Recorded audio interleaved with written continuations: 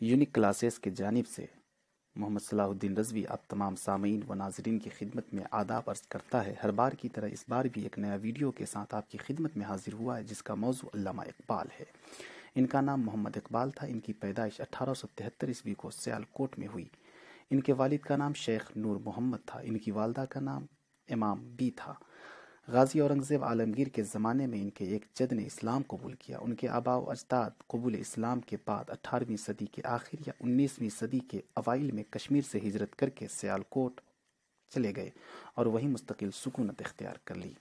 عام بچوں کی طرح علامہ اقبال بھی ابتدا میں مکتب میں پڑھنا شروع کیا، پھر مدرسہ میں داخل ہوئے۔ رفتہ رفتہ انگریزی اسکول کی باری آئی تو انٹرنس کا امتحان امتیازی حیثیت سے پاس کیا۔ اسکاٹ مشن کالج سیالکوٹ سے ایف اے کا امتحان پاس کیا۔ بی اے کی تعلیم کے لیے لاہور جانا پڑا۔ ڈگری حاصل کرنے کے بعد چند دنوں کے لیے اورینٹل کالج لاہور میں اور بعد میں گورنمنٹ کالج کے پروفیسر ہو گئے۔ سن 1905 عیسوی میں تکمیل علم کے لیے انگلستان گئے۔ اقبال کو فلسفہ سے ایک خاص شغف تھا۔ ولایت جا کر اس شوق میں اور ترقی ہوئی، یہاں تک کہ فلسفہ کے ڈاکٹر ہو گئے اور ساتھ ہی ساتھ بیرسٹری کا امتحان بھی پاس کیا۔ 1908 عیسوی میں ہندوستان واپس آئے۔ اقبال کو شاعری کا شوق بچپن ہی سے تھا۔ ابتدائی زمانے تعلیم ہی سے طب آزمائی کرتے تھے۔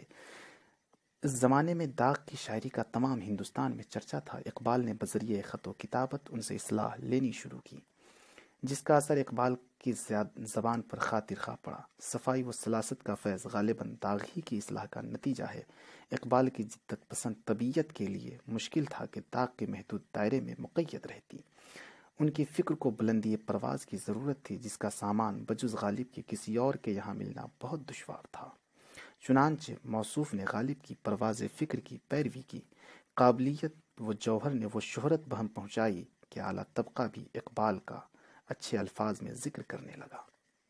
اقبال کی قومی شاعری کی ابتدا انجمن حمایت اسلام سے ہوئی، جہاں دوستوں کے اصرار سے ان کو مختلف نظموں کے پڑھنے کا موقع ملا۔ چنانچہ نالہ یتیم، فریاد امت، شکوہ وغیرہ اسی انجمن کی یادگار ہے۔ ان کی چھوٹی چھوٹی نظموں نے لوگوں کے دلوں میں بڑی جگہ پیدا کر دی۔ قوم نے اقبال کو اور اقبال نے قوم کو پہچان لیا تھا۔ اسلام کی گرتی ہوئی حالت کو سنبھالنے کے لیے لوگوں کی نظر انتخاب اس ہونہار شاعر پر پڑی، جس کی دردمند دل نے اپنی شاعر کو ایک نسخہ کیمیا بنا کر مسلمانوں کے معاشرتی اور اخلاقی بیماریوں کے لیے پیش کیا۔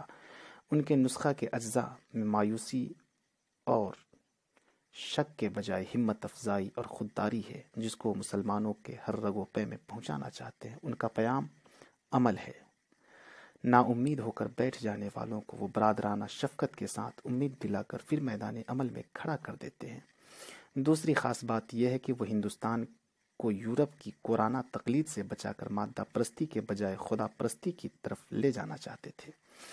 اپنی جملہ خصوصیات کے ساتھ رفتہ رفتہ ان کا کلام اس قدر مقبول عام ہوا کہ دور حاضر میں مشکل سے کسی شاعر کو یہ فخر حاصل ہو۔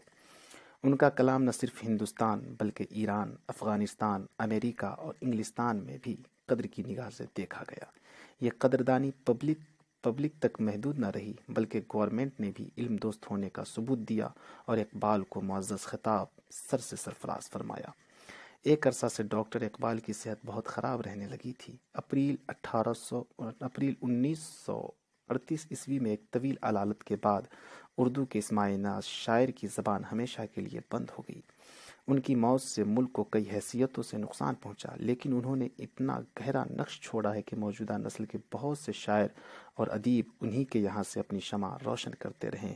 ناظرین، امید کرتے ہیں کہ یہ ویڈیو آپ کو اچھی لگی ہوگی اور سبسکرائب اور لائک کرنا نہ بھولیں، کیونکہ آپ کا سبسکرائب اور آپ کی لائک ہماری حوصلہ افزائی کا اہم سبب ہے۔